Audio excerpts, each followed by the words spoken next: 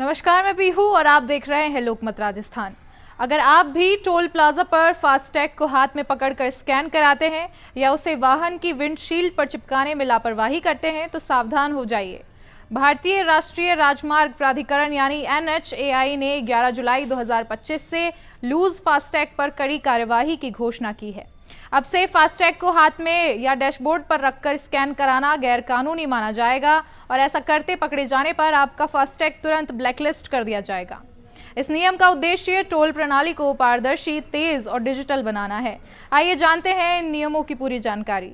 NHAI ने हाल ही में एक नई गाइडलाइन जारी की है जिसमें कहा गया है कि यदि कोई वाहन चालक फास्टैग को अपनी कार की विंडशील्ड पर स्थायी रूप से नहीं चिपकाता और उसे हाथ में या डैशबोर्ड पर रखकर स्कैन कराता है तो उसे लूज फास्टैग की श्रेणी में रखा जाएगा। ऐसे मामलों में टोल प्लाजा के कर्मचारी इस गड़बड़ी की रिपोर्ट एक विशेष ईमेल आईडी पर भेजेंगे और उस वाहन के फास्टैग को तुरंत ब्लैकलिस्ट कर दिया जाएगा।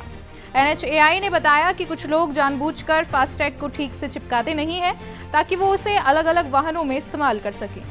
इससे टोल प्रणाली में कई समस्याएं सामने आ रही है, जैसे स्कैनिंग में देरी होना और 6 सेकंड से ज़्यादा लगने पर टोल के पैसे ना देना, टोल प्रणाली में धोखा होना और ट्रैफिक जाम जैसी समस्याओं का उत्पन्न होना।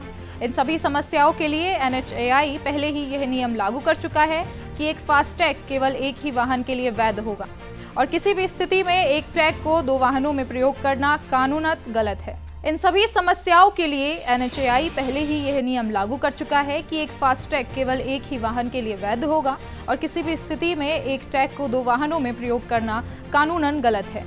यह नया नियम इसी दिशा में एक सख्त कदम है। अब सभी फास्टैग धारकों को अपने बैंक या वॉलेट सेवा प्रदाता के साथ KYC अपडेट करवाना अनिवार्य कर दिया गया है। इसके अलावा जो फास्टैग 30 दिनों से अधिक निष्क्रिय है या बार बार दुरुपयोग में पकड़े गए हैं, उन्हें भी ब्लैकलिस्ट किया जाएगा। अब यदि किसी वाहन का फास्टैग ब्लैकलिस्ट कर दिया जाता है तो वाहन चालक को टोल पर नकद भुगतान करना पड़ेगा। इसके साथ ही फास्टैग एक्सक्लूसिव लेन में प्रवेश नहीं दिया जाएगा। टैग को दोबारा एक्टिव करने के लिए ग्राहक को बैंक या वॉलेट सेवा प्रदाता से संपर्क करना होगा।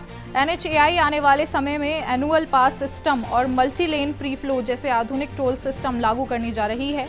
इन सभी में टैग की स्थिति और वैधता का अहम रोल होगा, इसलिए फास्टैग का सही प्रयोग आज से ही आवश्यक है। भारत में फास्टैग के जरिए 98% से अधिक टोल कलेक्शन हो रहा है, जो इलेक्ट्रॉनिक टोलिंग प्रणाली की सबसे बड़ी सफलता है। लेकिन लापरवाही और दुरुपयोग की घटना इस प्रणाली की विश्वसनीयता को नुकसान पहुंचा रही है। इसलिए अब वक्त है कि सभी वाहन चालक जिम्मेदारी समझें और डिजिटल व्यवस्था का पूरा लाभ उठाएं।